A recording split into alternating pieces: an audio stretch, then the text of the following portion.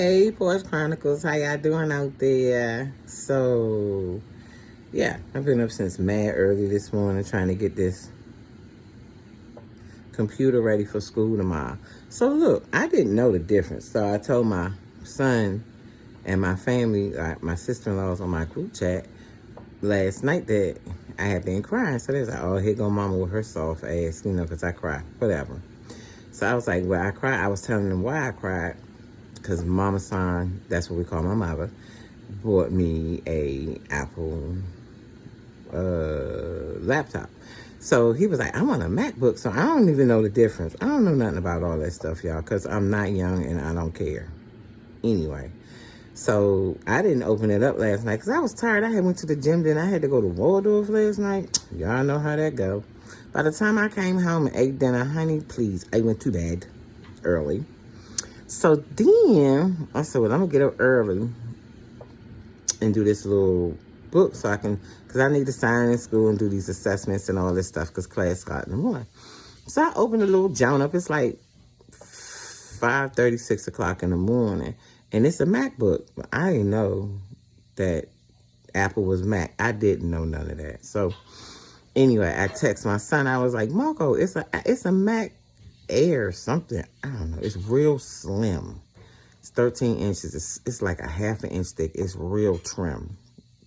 So I sent him a picture of it. He was like, oh, yeah, Mom, that's what I was saying I wanted. And I was like, oh, okay. So I was like, well, look, I'm about to turn it on and I need you to help me set it up. Because I always mess up when I do all this Apple stuff. It be confusing the shit out of me. So I've been on the phone with him all morning. I know he's like, my mother get on my nerves. I've been on FaceTime sharing my screen. But we finally got it set up. So look, this is what I was needing to say. So in the process of healing and spirituality for me, this is all for me, I used to believe in everybody else. Like, I always want the best for everybody, and I'm still the same way. But I never believed in myself. And that was because of the damage that I needed to be taken care of with the healing process, like therapy. So everything I would wish and want and believe that everybody else could have, I never believed it for myself. Because I was like, well, I'm only here for this or I'm only here for that. I wasn't thinking or knowing or believing in myself like I believe for other people. So that's why I was saying yesterday, when the universe is everything, or, healing, spirituality, all of this is everything to me because I believe in myself now. See, a lot of times we are our own biggest enemies. And I've been my own biggest enemy for a long time. Just like when I used to say, well, I'm already big and ain't going to help. And I can go ahead and get me some Big Mac. And, I was defeating myself. So that's what I'm saying.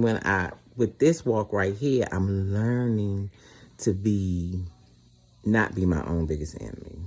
I know that sounds crazy, but healing is everything because you learn how to take care of yourself before you take care of other people. I never knew how to do that. I always took care of everybody else and I came last. And that hurt me one time because I went to a psychiatrist like years ago when I was still at Home Depot. And when we went to group, because I went for like 2 weeks and we was doing group and everything. And then when she sat down with me, she was like, do you realize that you're the reason why you had that walker? And I was like, what you mean? She was like, when I'm in session or when I'm in therapy with you, she was like, all you do is worry about what's trying to take care of everybody else. And you was letting your own body fall apart. And she was like, but you was still running and gunning for everybody else, your family, your husband, your business, your clients, your son, all of that. She was like, but you never took care of you. And she was like, that. She basically showed me myself in the mirror, and I was like, wow. It hurt my feelings, and I cried for a long time that day. But she was just basically telling me the truth.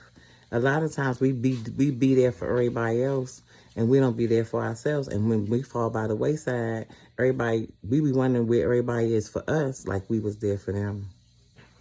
And you have to realize if you're not there for yourself, you can't expect nobody else to be there for you either. So I'm just saying this to encourage you guys. Being looking out for numero uno is not selfish. Self-love is everything. Once you love yourself, you can love and do and be there for everybody like you need to be. And you could be in a healthy mindset with a healthy spirit and a healthy body. I love you, Porch Chronicles. Have a good day.